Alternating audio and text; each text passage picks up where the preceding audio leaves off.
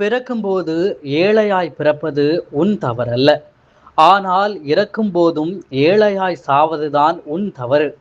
இது உலக பணக்காரரான பில்கேட்ஸ் சொன்ன வார்த்தை. நம்மில் பலருக்கு சொந்தமாக பிசினஸ் செய்து அம்பானியாக வேண்டும் என்ற ஆசை, கனவு, லட்சியம் இருந்தாலும் முதலீடு நமக்கு தெரிந்த தொழிலாக இருக்க வேண்டும்.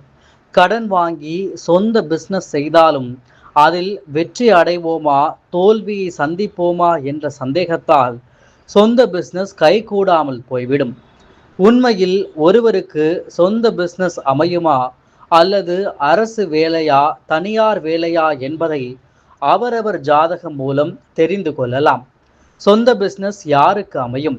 சொந்தமாக தொழில் செய்ய லக்னம், லக்னாதிபதி வலிமை பெற்றிருக்க வேண்டும்.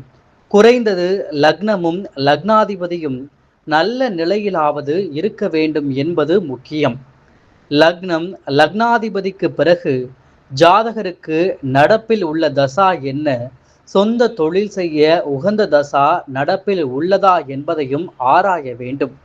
மேலே சொன்ன 2 விஷயங்களை அலசி ஆராய்ந்த பிறகே சொந்த தொழிலுக்கான அம்சங்களை கவனிக்க வேண்டும்.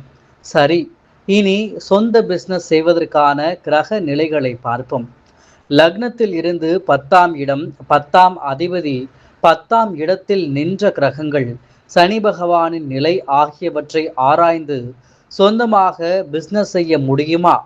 அப்படி பிசினஸ் என்றால் எதனை தேர்வு செய்வது என்பதை தீர்மானிக்கலாம். பிசினஸ் யார் செய்யலாம்? 10ஆம் அதிபதி சுப கிரகமாகி 1, 4, 7, 10 ஆகிய கேந்திர ஸ்தானங்களிலோ அல்லது 1, 5, 9 என்ற திரிகோண ஸ்தானத்திலோ பலம் பெற்று இருந்தால் நல்ல பிசினஸ் அமைந்து வாழ்க்கை சிறப்பாக இருக்கும். 10ஆம் அதிபதி 10இல் ஆட்சி பெற்றிருந்தாலும், 10ஆம் அதிபதி பலம் பெற்று கேந்திர திரிகோணத்தில் இருந்தாலும் பிசினஸ் அமையும். தனஸ்தான அதிபதி எனப்படும் 2ஆம் வீட்டு அதிபதியும், லாபஸ்தான அதிபதியான 11ஆம் இடத்து அதிபதியும் பலம் பெற்று சேர்ந்து 10ஆம் இடமும் கெடாமல் இருந்தால் சொந்த பிசினஸ் லாபகரமாக அமையும். கூட்டு தொழில் யாருக்கு அமையும்? 7ஆம் இடம் பலம் பெற்று 1, 10 அதிபதிகள் சேர்ந்தோ பரிவர்த்தனை அடைந்தாலோ கூட்டு தொழில் அமையும். லக்னம் மற்றும் 7ஆம் அதிபதி சேர்ந்து 10இல் இருந்தால் கூட்டு தொழில் நல்லபடியாக வரும். 7ஆம் வீட்டிற்கு சுபர் பார்வை கிடைப்பது, 7ஆம் அதிபதி 7இல் ஆட்சி பெற்றாலும் 1, 5, 9இல் பலம் பெற்றாலும் கூட்டு தொழில் சிறப்பாக இருக்கும்.